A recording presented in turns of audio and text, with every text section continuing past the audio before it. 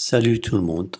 Bon, voici comme d'habitude 4 exercices que vous pouvez traiter en mettant la vidéo sur pause et puis vous comparer avec la solution que je vous propose ici et bonne chance. Pour le premier exercice, on nous demande de calculer la limite de ce produit. Donc le produit, premièrement, on va essayer de détailler cette écriture en extension. Donc on aura Pn de 0 à n-1, il y a n termes. Donc, on remplace k par 0, c'est 2 puissance 0, c'est 1, donc ça fait pi sur 2 puissance n moins 1. Puis cosinus pour k égale 1, c'est 2 pi sur 2 puissance n moins 1. Pour k égale 2, c'est 2 au carré pi sur 2 puissance n moins 1, jusqu'au dernier terme, c'est 2 à la puissance n moins 1, pi sur 2 à la puissance n moins 1. Donc l'idée, c'est de se débarrasser de tous ces cosinus en utilisant la fameuse formule 2 sinus θ cos θ, c'est sinus de 2 θ. Donc maintenant, on va essayer de faire apparaître cette formule le long du calcul. Premièrement, on va multiplier par 2 sin cet argument-là. Donc, on va multiplier par 2 sinus pi sur 2 à la puissance n moins 1. Donc ici, on a multiplié par 2 sin pi sur 2 puissance n moins 1. On aura ici 2 fois sinus pi sur 2 puissance 2. C'est de la forme 2 sin θ. Donc ça, c'est θ par exemple. Ça, c'est θ. Donc ça fait sinus de 2 fois θ. Et on trouvera bien sûr sinus, c'est en rouge, sinus de 2 pi sur 2 puissance n moins 1, cosinus 2 pi sur 2 puissance n moins 1. À chaque fois, on va trouver le même argument. C'est après avoir multiplié par 2. Maintenant, qu'est-ce qu'on remarque ici? Que une fois qu'on a trouvé 2 sinus de 2 alpha, un cosinus disparaît. Donc il nous reste ici n-1 fois cosinus. C'est très important pour la suite du raisonnement. Maintenant, on va multiplier par 2 cette quantité-là. Donc ça fait 2 au carré sinus pi sur 2 puissance n-1 Pn. Il suffit de multiplier par 2 ici pour trouver cette formule-là. Donc c'est quoi? C'est 2 fois sin 2 pi sur 2 puissance n-1, cosinus 2 pi sur 2 puissance n-1. Or, ceci, ce n'est autre que sinus de 2 fois 2 pi. Donc ça fait sinus de 2 au carré. 2 au carré pi sur 2 puissance n-1. Remarquez que ici, on trouve le même argument. Et combien de fois, bien sûr, nous avons n-2 fois le cosinus. On continue notre raisonnement de la même manière. On va multiplier maintenant par 2. Donc ça fait 2 à la puissance 3 sinus pi sur 2 puissance n moins 1 fois Pn, c'est 2 fois ceci. Or, 2 fois, ça c'est toujours θ. Donc ça fait sinus de 2 fois θ, ça fait 2 fois 2 puissance 2, ça fait 2 puissance 3. Donc on aura ici sinus de 2 puissance 3 pi sur 2 puissance n moins 1, cosinus 2 puissance 3 pi, ainsi de suite. Bien sûr, ici, combien il nous reste? Combien? n-3 fois cosinus. Bon, on continue bien sûr jusqu'au dernier terme. Voilà, donc, avant ce terme, il y avait 2 puissance n-2. Donc, en multipliant par 2, on trouvera 2 à la puissance n-1 sinus pi sur. On aura ici 2 sinus 2 puissance n-1 pi sur 2 puissance n-1 cosinus 2 puissance n-1 pi 2 puissance n-1. Remarquez ici, hein, n-1 fois cosinus, c'est-à-dire une fois cosinus ici. Donc maintenant, on va appliquer la formule de duplication. Donc nous avons ici 2 puissance n-1 sinus pi sur 2 puissance n-1 fois Pn, c'est sinus de 2 fois ceci. Or, 2 fois 2 puissance n-1, c'est 2 à la puissance n. Donc voilà, nous sommes débarrassés de cosinus à droite, il ne reste plus que des sinus. Maintenant, on va diviser par ceci pour trouver Pn, bien sûr. Donc Pn, c'est quoi? C'est sinus de 2 à la puissance n pi sur 2 puissance n-1 sur 2 puissance n-1 sinus pi sur 2 puissance n-1. Maintenant, on peut calculer la limite après avoir transformé ce rapport-là. Pour la limite du dénominateur, on peut réécrire cette expression sous cette forme-là, en multipliant et divisant par pi sur 2 à la puissance n-1. On aura donc deux limites à calculer, cette limite-là et la limite de cette quantité-là. On va commencer par la limite de cette quantité-là.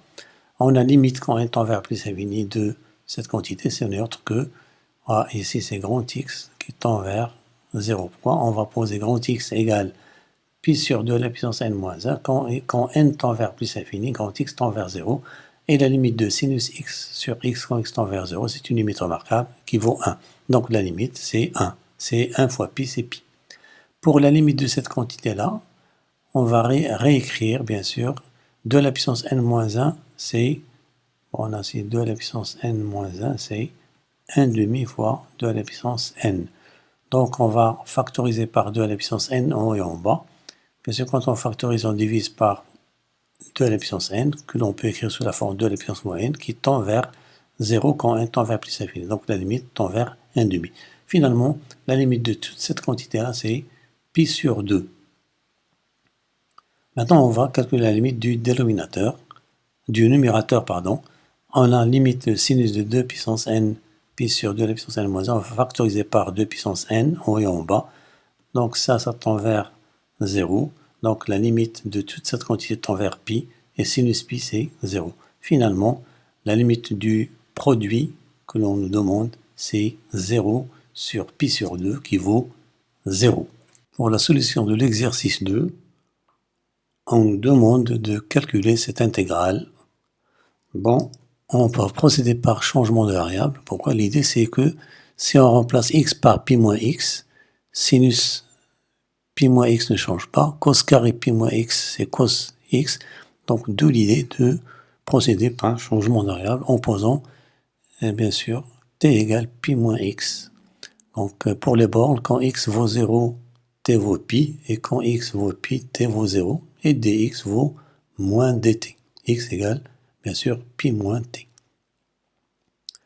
Alors l'intégrale devient, en remplaçant tout ce qui est x c'est par t, les bornes bien sûr s'inversent, nous avons ici moins dt, donc c'est moins ici, l'intégrale de pi à 0, pi moins, on remplace x par pi moins t, et ici bien sûr sinus pi moins t c'est sinus t, et 1 plus cos carré pi moins t c'est cos carré t.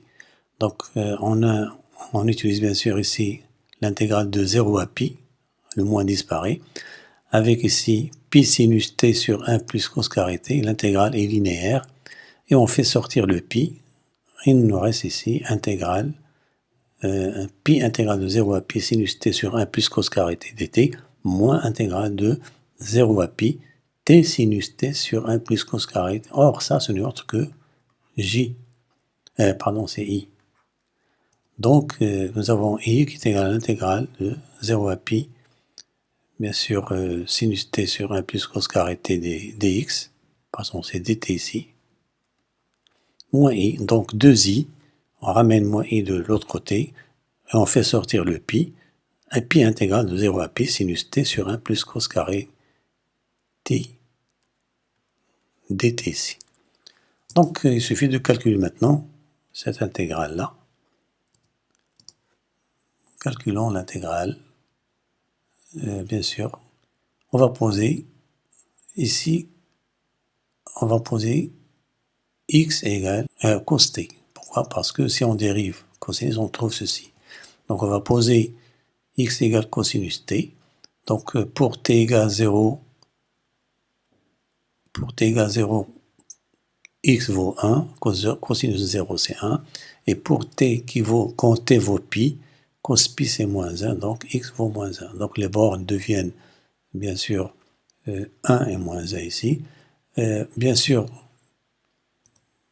dx c'est quoi? C'est moins sinus t dt, donc voilà, donc sinus t dt c'est moins cosinus, c'est moins dx. Donc on va remplacer dans l'intégrale j égale moins intégrale de 1 à moins 1 sur 1 plus x carré dx.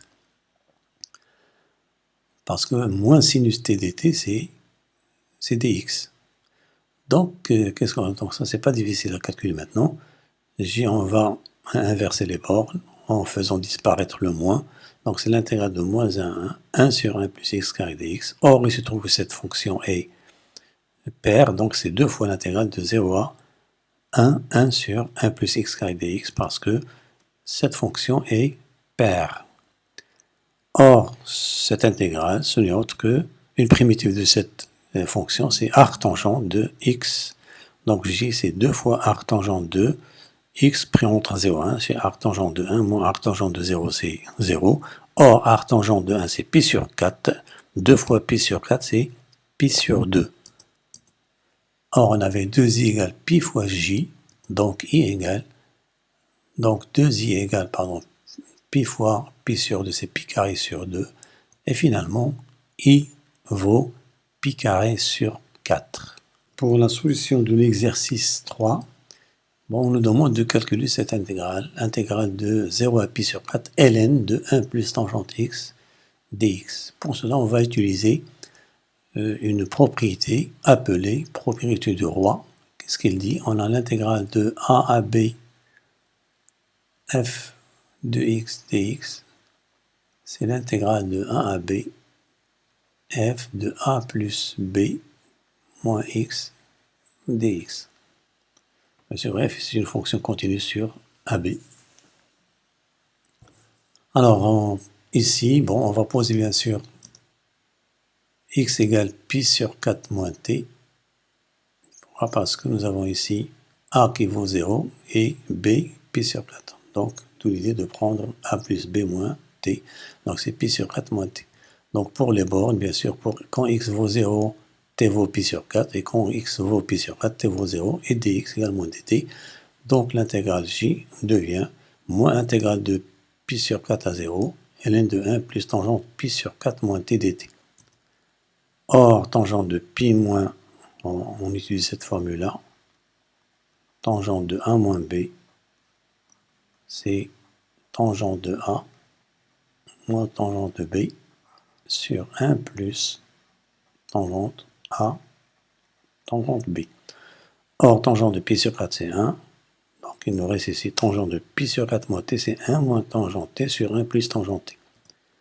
Quand on lui ajoute 1, on trouve 2 sur 1 plus tangente t. Donc, on va remplacer 1 plus tangente pi sur 4 moins t, ici.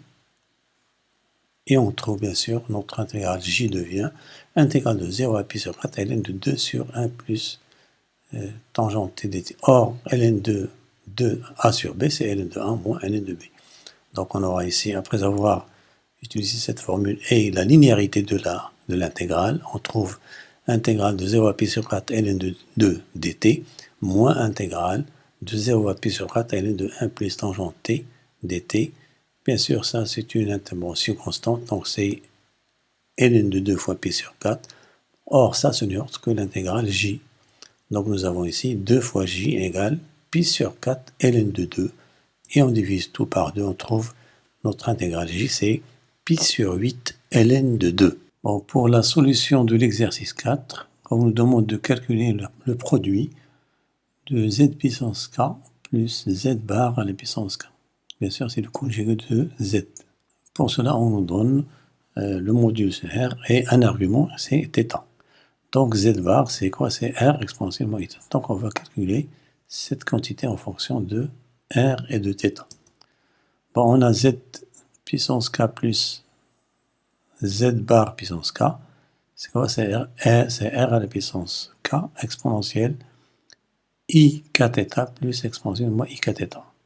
Alors, d'après Euler, on sait que ceci, c'est, d'après Euler, c'est 2 fois cosinus kθ.